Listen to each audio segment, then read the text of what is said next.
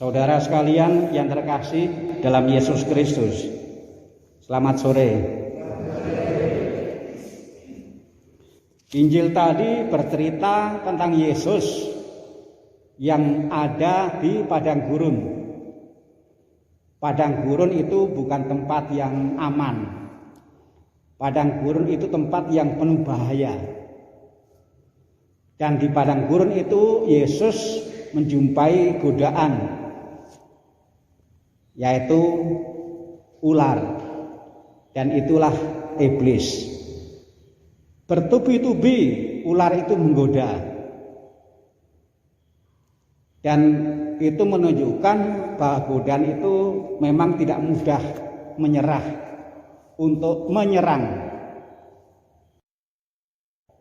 Tetapi yang menarik adalah ternyata godaan itu bisa dikalahkan. Godaan yang dihadapkan pada Yesus macam-macam, tapi ternyata apapun godaannya oleh Yesus, godaan itu bisa ditaklukkan.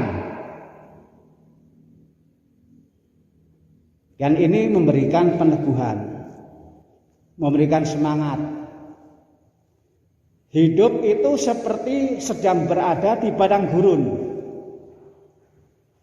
Siapa saja, di mana saja, dan kapan saja akan selalu berhadapan dengan godaan. Kapan godaan itu datang kita nggak pernah tahu. Bentuk godaannya apa juga kita nggak pernah tahu. Yang kita tahu bahwa Yesus membuktikan bahwa godaan itu bisa dikalahkan.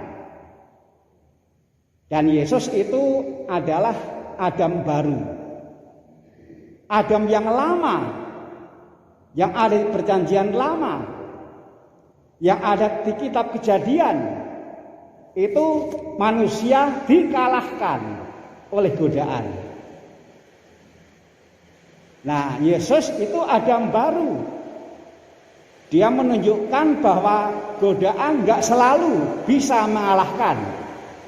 Godaan itu juga bisa dikalahkan.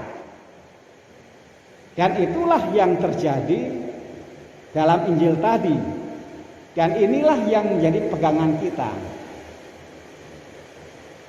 Saudara sekalian yang terkasih dalam Yesus Kristus, di masa pandemi ini saya bersyukur. Saya bersyukur karena bisa ngobrol dengan banyak kalangan. Dan juga dengan banyak orang.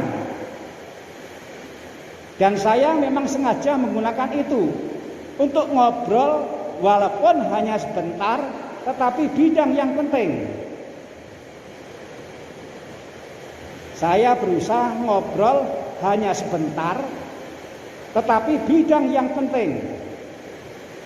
Saya banyak ngobrol dengan anak-anak, dengan remaja, dengan OMK, bahkan juga dengan yang kuliah. Dan kesempatannya itu di mana saja dan kapan saja. Dan saya bersyukur karena di stasi ini saya juga berkesempatan untuk itu.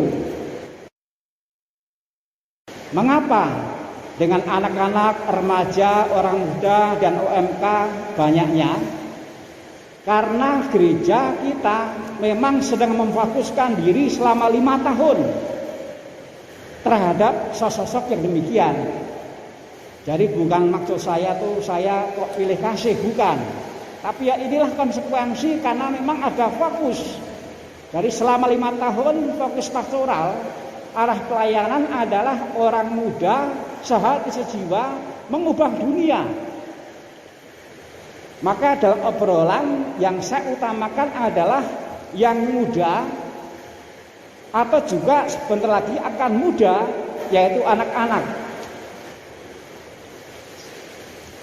Saudara sekalian yang terkasih dalam Yesus Kristus, saya bersyukur karena ternyata anak-anak, remaja, orang muda, bahkan juga yang kuliah itu ringan tangan. Dengan sukarela mau diajak ngobrol sebentar tentang hal yang penting. Kepada mereka saya meminta supaya mereka sharing tentang dunia pendidikan, sharing tentang dunia sosial. Ya, selamat sore semuanya. Ini SMP ya, semuanya SMP. Tadi ikut misa ya. Tadi Injilnya itu mengenai Yesus di padang gurun yang diganggu oleh iblis, oleh setan. Tetapi yang menarik adalah ternyata Yesus berbeda dengan Adam. Adam di perjanjian lama, di kitab Kejadian itu dikalahkan oleh ular. Dan Yesus Adam baru, dia mengalahkan. Nah, ini menjadi peneguh bagi kita. Gangguan itu pada dasarnya bisa dikalahkan. Nah, sekarang saya mau tanya ke adik-adik ini. Gangguan yang biasa dihadapi oleh adik-adik ini, ya, itu misalnya apa? Malas belajar. Malas belajar. Ada lagi? Menunda-nunda pekerjaan. Menunda-nunda pekerjaan. Maksudnya pekerjaan yang diberikan oleh Bapak Ibu guru atau oleh orang tua? Ibu guru. Oleh guru. Cukup? Ya. Ya. Yang ini. Malas belajar sama suka menunda PR. Malas belajar dan menunda PR. Ya. Gitu. Malas belajar dan suka menunda pekerjaan dari orang tua dan dari Bapak Ibu guru. Ada lagi? Sudah cukup. Cukup. Cuman malas mengerjakan PR Malas aja. mengerjakan PR. Dan suka menunda-nunda. Dan suka menunda-nunda. Kalau orang tua minta tolong itu sering langsung dikerjakan atau tidak? Ya kadang-kadang langsung, kadang-kadang. Kadang-kadang langsung, kadang-kadang enggak. Jadi kadang-kadang juga ada yang menunda-nunda pekerjaan yang diberikan oleh orang tua. Sering menunda pekerjaan rumah sama sering menunda PR. Menunda pekerjaan rumah dan PR. Pekerjaan rumah itu misalnya apa? Ngangkat jemuran atau bersih-bersih, beres-beres. Ngangkat jemuran dan bersih-bersih atau beres ya? Ya, baik. Ya, ini jagoan-jagoan. Nah, saya ingatkan sekali lagi. Kita pengikut Yesus bukan? Hah? Ya atau bukan? Ya, kalau kita pengikut Yesus, kita harus yakin bahwa kita pun bersama Yesus bisa mengalahkan gangguan-gangguan, termasuk yang tadi disebutkan. Harus bersama Yesus. Amin. Amin. Ya. Saya menyimpan dan merenungkan baik-baik apa yang diungkapkan oleh orang-orang muda ini. Saya percaya bahwa mereka pada dasarnya nggak mau seperti itu. Itu saya yakini. Pada dasarnya mereka nggak mau seperti itu. Kalau mereka itu seperti itu karena mereka seperti Adam lama, dikalahkan oleh gangguan. Bukan hal yang berlebihan kalau kita yakin bahwa anak-anak kita pun juga bisa seperti Yesus mengalahkan gangguan. Tapi masalahnya adalah